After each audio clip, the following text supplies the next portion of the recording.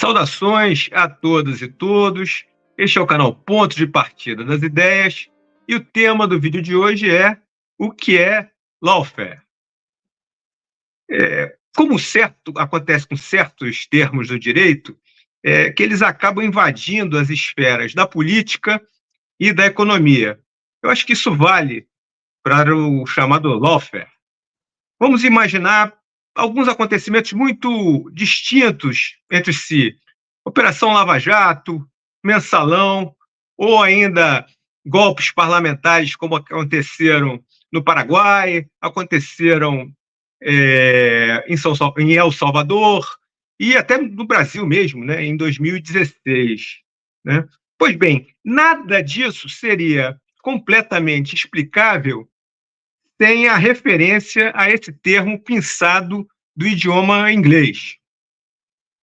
Aos poucos, a opinião pública, tanto aqui do Brasil como do exterior, vai se dando conta do perigo que se esconde atrás do lawfare. Para ajudar a ampliar essa consciência, nós estamos aqui com uma pessoa que, ao mesmo tempo, é vítima, mas também é ativista contra essa arma de guerra jurídica. Eu estou me referindo ao Henrique Pisolato, ex-sindicalista, ex-diretor do Banco do Brasil e um dos idealizadores da rede Lawfare Nunca Mais. Caro Henrique, indo direto ao ponto, o que é lawfare? Um abraço, Marcelo, a todos os que nos acompanharão. Olha, semanticamente, o lawfare é a junção de duas palavras em inglês, que é guerra e justiça. Mas, exemplificando isso, é a nova tática de guerra que alguns, inclusive, chamam de guerra humanitária, porque dizem que é uma guerra sem sangue. Como é que isso se estrutura e quais as consequências disso? Você substitui o que antes era feito com tanques, canhões, baionetas, fuzis e a estrutura militar pela estrutura da justiça, utilizando policiais federais, utilizando o Ministério Público, utilizando juízes, as togas e as canetas. Isso se intensificou na América Latina, principalmente nos últimos 20 anos, mas não só aconteceu na América Latina, aconteceu também em alguns outros países, mas a América Latina, talvez isso seja mais visível, mais detectável. Inclusive, alguns estudiosos do tema chamam a nova Operação Condor. A Operação Condor foi aquele famoso consórcio dos anos 60, patrocinado na América Latina, onde se derrubou os governos democráticos, deram um golpe de Estado no Brasil, na Argentina, no Chile, no Uruguai, em todos os principais países da América Latina, tirando os presidentes democraticamente eleitos pela vontade popular e colocando no poder os generais das baionetas, os Pinochet, os Médici, os Gualtieri, os Videlas e muitos outros criminosos a mais. A partir de uma análise de que aquele modelo da força, da tortura, da arma e da imposição pela baioneta custava muito caro. É importante que você tenha claro isso, de que existe uma relação econômica por trás de tudo isso. Então, a partir desse momento, se analisa que aquilo custava caríssimo e que os controles sobre os prepostos que eram colocados, os ditadores, estavam fugindo do controle. É realizada, então, uma conferência em Miami, em 92, e se faz um diagnóstico da situação e se propõe novos métodos.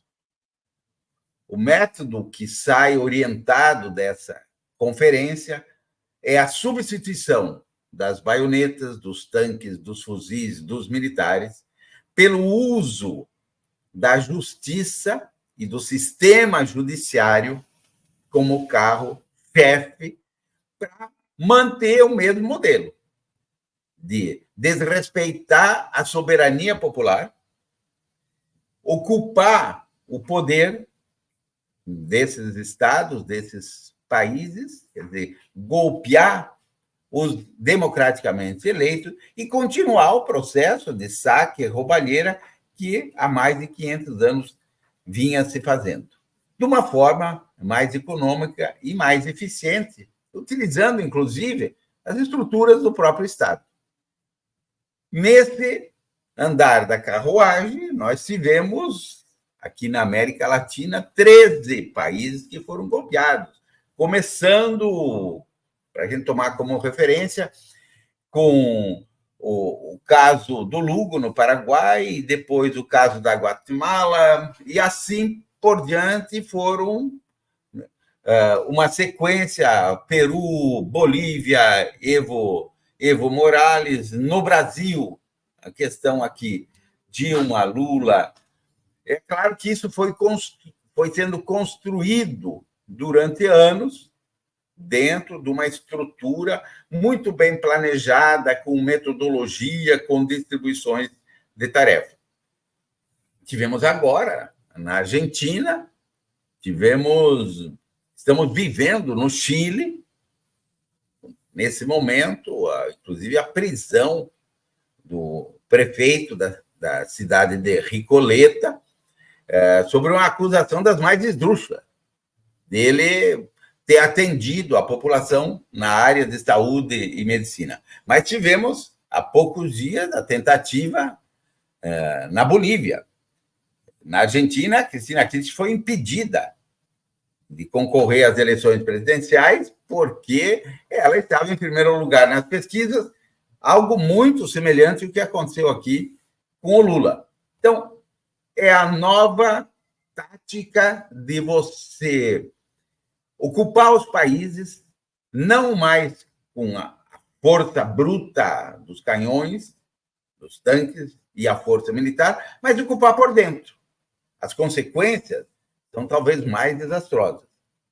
Porque aqui, com o golpe que a gente sofreu, nós perdemos do pré-sal, talvez seja o maior tesouro do Brasil nos últimos anos, e que ninguém até hoje dimensionou, mas era o que garantiria a nossa soberania energética e reservas de poupança para a gente complementar os custos da nossa previdência social, que agora se fala em deficitária, as verbas para a educação e para a saúde pública. Tudo isso foi entregue de graça. E, de rebarba, a gente entregou também a Eletrobras. E, nessa mesma onda, se acabou com os direitos trabalhistas, mudando completamente a nossa CLT antiga e velha, né? Consolidação das leis do trabalho.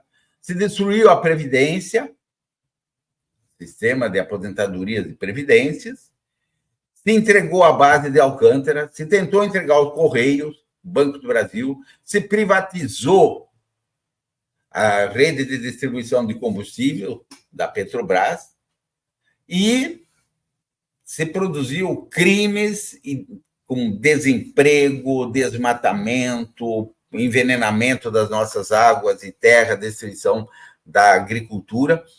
Então, até o termo que se diz uma guerra sem sangue, ele é questionável, porque é uma guerra com mais mortes e mais destruição, muitas vezes, do que a guerra convencional, essa guerra bruta e primitiva, que didaticamente é mais fácil de entender.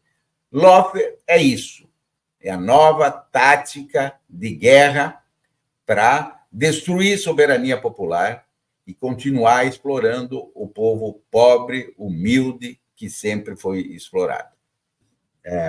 Nós temos um videozinho de 4 minutos, depois eu passo, inclusive, o link, está no YouTube, que a gente fez há 2 anos, Você sabe o que é o lawfare? Aonde se explica e se faz as comparações de uma forma resumida, didática, para facilitar a compreensão e uniformizar o entendimento. Porque tem muita gente que confunde lawfare com assédio judicial. Então, erros judiciais, assédios judiciais, perseguição, a gente tem a vida inteira. A justiça sempre fez isso. Sempre foi contra os pobres, sempre foi contra os negros, sempre foi contra os sem terra, sempre foi contra as mulheres. Mas nem todo erro judicial, nem todo assédio judicial é lawfare. O lawfare ele tem uma característica, o lawfare ele tem uma metodologia. E nós temos vários teóricos que já planificaram isso. Inclusive, nós, da Rede Lawfare Nunca Mais, né, temos uma espécie de grade, uma metodologia de análise para dizer, ó, esse é um caso de lawfare, esse aqui é um caso de assédio judicial. Nem sempre o assédio judicial é lawfare. Mas, infelizmente, o lawfare passou a ter uma eficiência ultimamente e tem sido utilizado, inclusive para substituir as disputas na Organização Internacional do Comércio, na OMC. Por quê? Porque você se utiliza uma estrutura do Estado que até bem pouco tempo tinha grande credibilidade, que é o sistema de justiça. As pessoas praticamente recuavam e não questionavam, não duvidavam da justiça. Agora, depois das evidências e dos vazamentos, né, da Operação Sputnik, do Vaza Jato, agora se começou a entender um pouco o que se passa nesses porões do judiciário. No Brasil, na América Latina, a gente está vendo aí o caso do Peru, barbaridade que se faz, os abusos que se faz em nome da justiça, que não tem nada de justiça. Na verdade, é uma ferramenta de servilismo às grandes corporações internacionais para saquearem os países, que vai do cobre, do lítio, da água, do gás, do petróleo, dos minérios e dos ecossistemas. Eles estão muito, muito interessados. Então, mesmo países centrais, não é, Pisolato? Mesmo países centrais, né? Teve o caso da Alstom, né? Na França, né? Sem dúvida. Eu até estava com um livro aqui, eu passei no livro Arapuca Estadunidense, uma Lava Jato Mundial, se descreve, é o relato, inclusive, do ex-diretor da Alstom, na unidade de caldeiras de Singapura, aonde ele descreve como é que a GE financiou uma operação judiciária, midiática, para que a GE, que estava numa grande crise financeira, acabasse se apoderando e comprando a Alstom, que era a concorrente dela, a segunda maior concorrente, porque a maior era a Siemens, da Alemanha. Como eles utilizaram o aparato de justiça, o Ministério Público e o Judiciário americano para poder assumir a empresa e incorporar ela à GE, praticamente não pagando nada.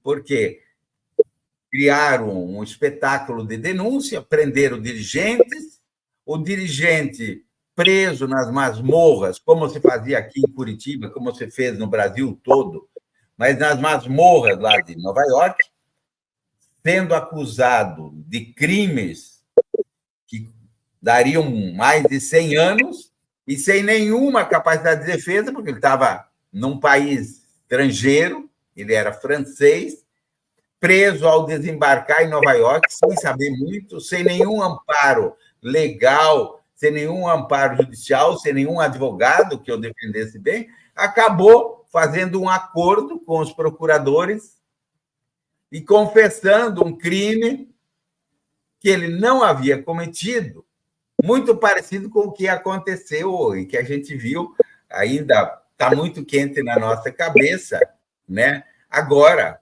né, com o caso Assange. Que ou você confessa um crime que você não cometeu, ou você morre na prisão. Aí, na hora que ele confessou o crime, eles utilizaram essa confissão para, com base numa lei americana, aplicar multas impagáveis à Aston. Aí o preço da Aston evaporou na bolsa e a GE chegou e disse: olha, eu incorporo, e passou a ser dona da maior empresa da França. Inclusive a empresa responsável por 70% da energia nuclear da França. E que é a empresa que controla toda a tecnologia dos submarinos nucleares da França. Então, na realidade, eles interferiram na entranha, no coração da autonomia energética, estratégica e de defesa da França. Utilizando o quê? Essa guerra jurídica, jurídico-mediática. E aqui no Brasil foi o que eles fizeram. É que a gente leva um tempo, Marcelo, para ir entendendo, porque é algo mais complexo e diferente do normal. Não é visível como um tiro, um disparo, uma granada, um tanque, mas o estrago é assustador.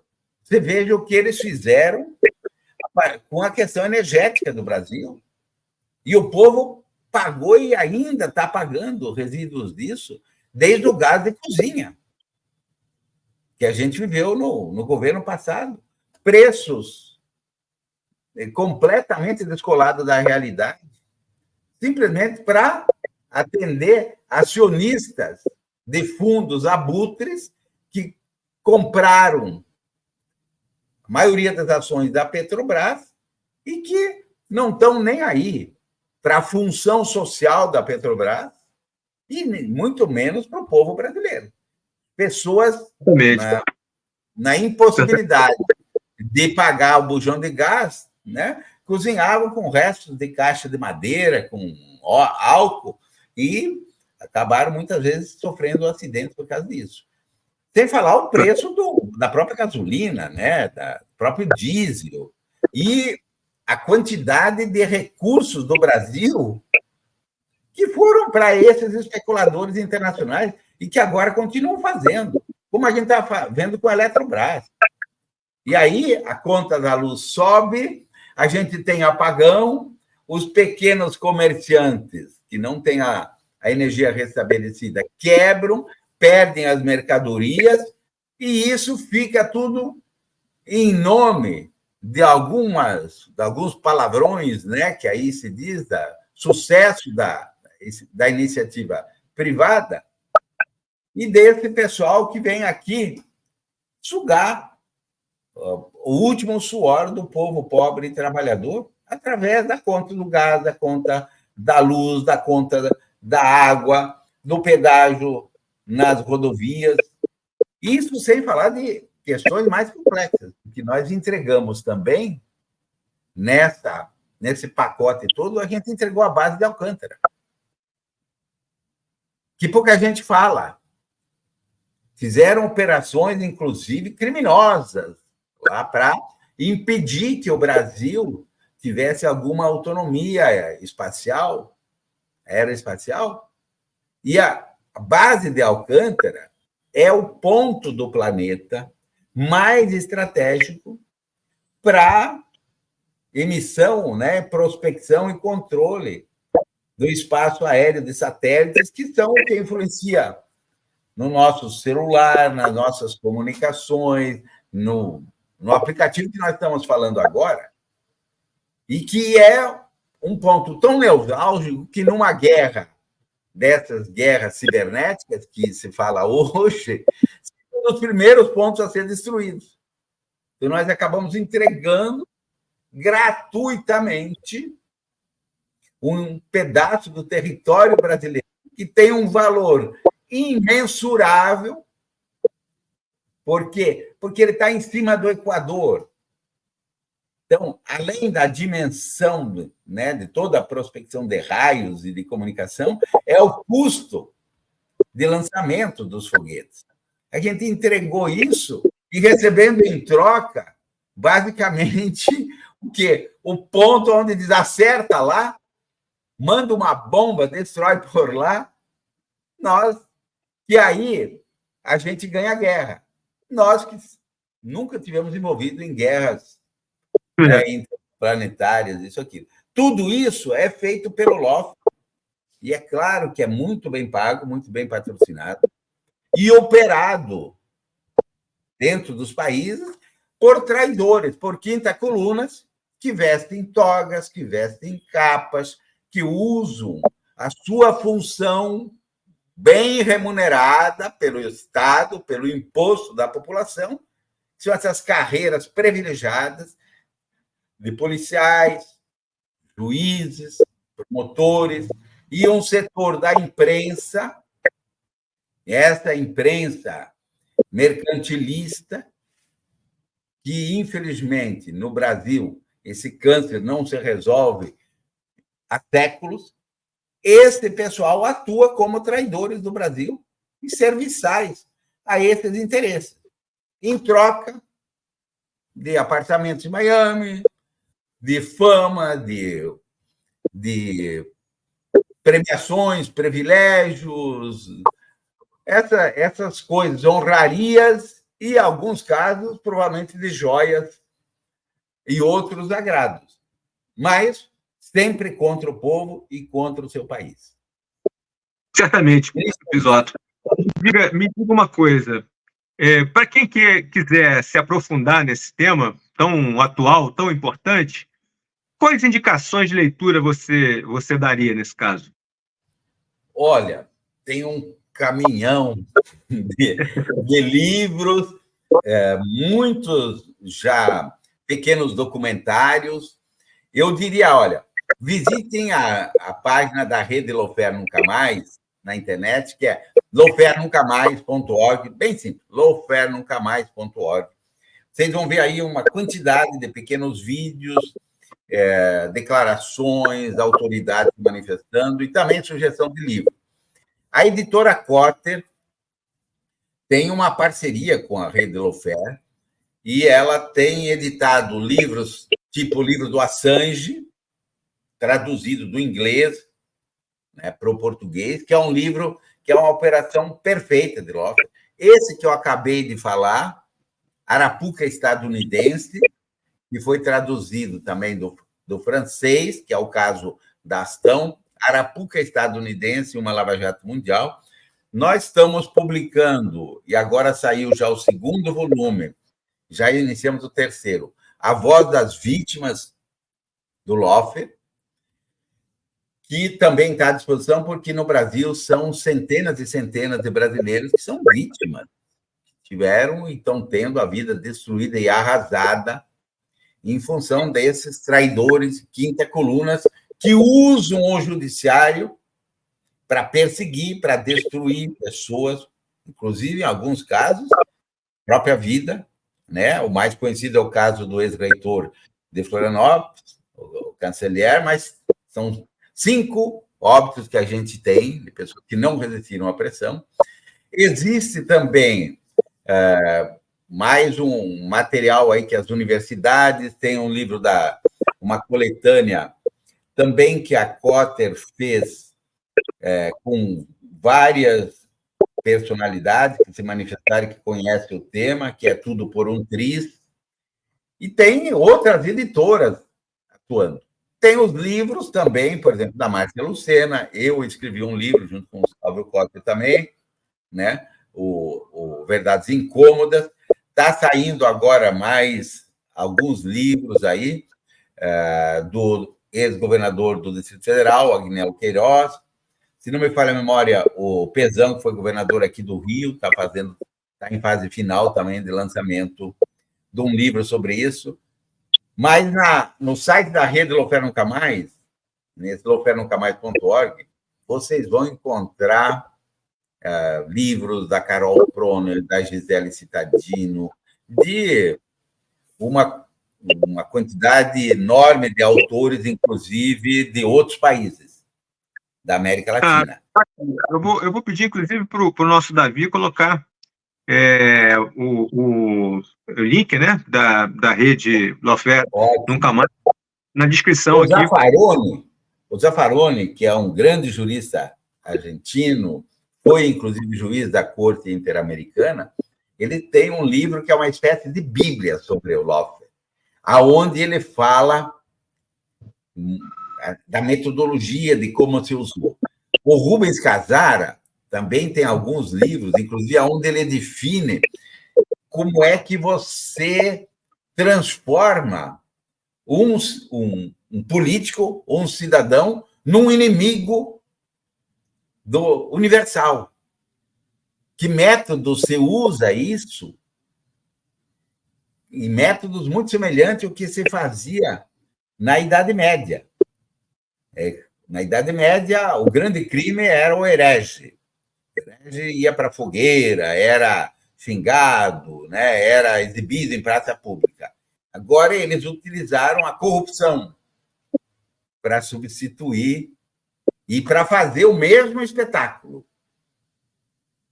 Tudo isso não é obra, Marcelo, nem do Anjo Gabriel, nem do Papai Noel, nem do Espírito Santo. O nosso grande impacto foi quando a gente começou a perceber que isso era planejado, que isso tinha começo, meio e fim, que isso era coordenado. De vez em quando tinha alguns vazamentos, tinha alguma coisa meio para destruir, para distrair o público. E é por isso que a gente prestou atenção, em 2019, o Papa Francisco se manifestou sobre isso, e na rede Lawfare Nunca Mais tem um vídeo que ele diz, olha, o lawfare é uma ação exógena, portanto, é de fora, para destruir e minar democracias e roubar os países.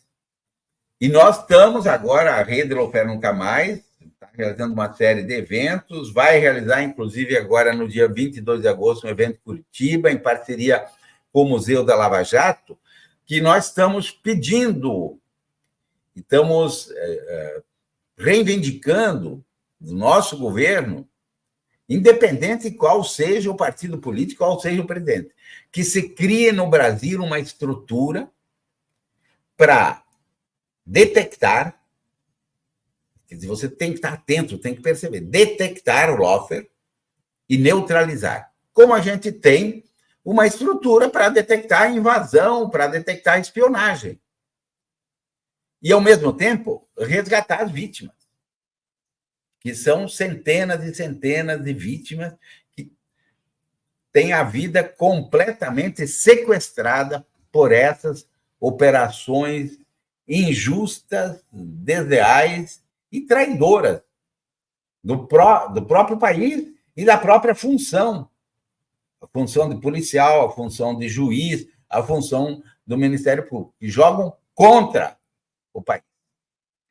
Bom, cara Henrique, queria muito agradecer a sua participação aqui no nosso canal, viu? E nós estamos chegando ao fim da transmissão e já convido você para voltar em outras ocasiões aqui, porque essa é uma questão da maior relevância, uma questão que a gente tem que o tempo todo apautando, né, dentro da sociedade civil. Muito obrigado. Então, obrigado a vocês, estamos à disposição. Aproveitar para convidar todo o pessoal que quiser assistir o documentário do Silvio Tender, que relata um caso de lawfare, são mais ou menos 30 minutos, a gente já vai estar disponibilizando isso em breve pelo YouTube, para quem quiser acessar, mas a gente vai ter domingo aqui em Botafogo, no ASA, vai ter no dia 25 na CUT, a gente vai estar divulgando aí as exibições em pré-estreia. Estamos à disposição e vamos nos engajar nessa luta contra o lawfare, porque a grande vítima do lawfare, além das pessoas, é o nosso país. Certamente.